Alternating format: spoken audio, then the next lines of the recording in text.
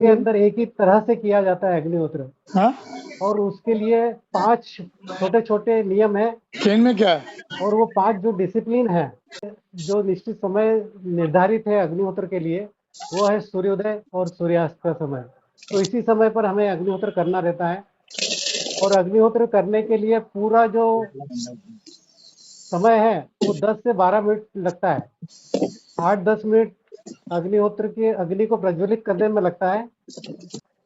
जैसे मैंने इसका बारे में बताया आपको कि इसका जो हाइट है वो 6.5 सेंटीमीटर है, और इसका ये जो नीचे का हिस्सा है, बॉटम बॉटम वो 5.25 गुणे 5.25 सेंटीमीटर है, और ये स्टेप पिरामिड है, धीरे धीरे इसका बढ़ता जाता है। और ये जो ऊपर वाला जो साइज है वो 14.5 गुणे 14.5 सेंटीमीटर है। तो इस तरह से आपको जब भी अग्निहोत्र करना है तो ये ध्यान में रखें कि आपको विशिष्ट आकृति का पात्र आवश्यक है, गाय का घी की आवश्यकता होती है। ऐसा उंगली में डुबाया और उस बाएं हाथ में जो चावल रखे थे उसमें उसको अच्छी तरह से चुपड़ लिया इस तरह से, और उसके हथेली के ऊपर ही ऐसे 2 भाग कर दिए। हथेली के ऊपर ही आप देखेंगे 1 बूंद गाय का घी मिलाकर उसके अंदर गाय का घी में चावल को चुपड़ लिया, और मंत्र बहुत सरल है। एक मंत्र बोलने में 13 सेकंड का समय लगता है, दूसरा मंत्र बोलने में भी 13 सेकंड का समय लगता है, यानी 26 सेकंड के अंदर ये काम आहुति देने का पूरा हो जाता है। और उसको फसल बोते हैं तो अग्निहोत्र की भस्म जो है उसका छिड़काव करते हैं। 1 किलो करीब भस्म रही तो हम उसको 1 एकड़ के अंदर थोड़ा थोड़ा छिड़काव कर सकते हैं, और खेत के बीचों बीच एक चबूतरा बना लें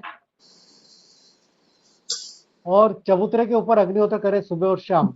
जब फसल बोने के बाद में कटाई होने तक उसके अंदर अग्निहोत्र खेत में होना चाहिए, और यदि खेत में नहीं होता है तो आप भस्म का उपयोग ज़्यादा भी डाल सकते हैं, पर कोशिश ये करें कि अग्निहोत्र खेत के बीच में हो।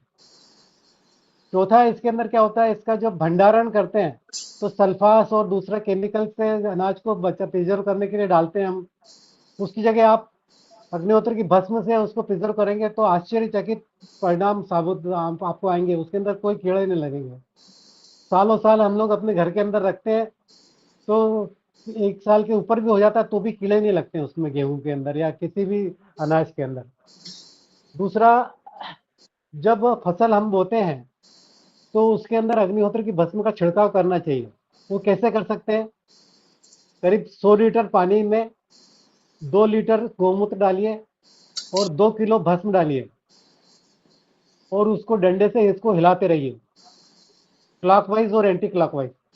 और 3 दिन के बाद में जब भस्म पूरा नीचे बैठ जाता है तो वो ऊपर वाला जो पानी है उसको छान कर मशीन से आप उसका छिड़काव कर सकते हैं।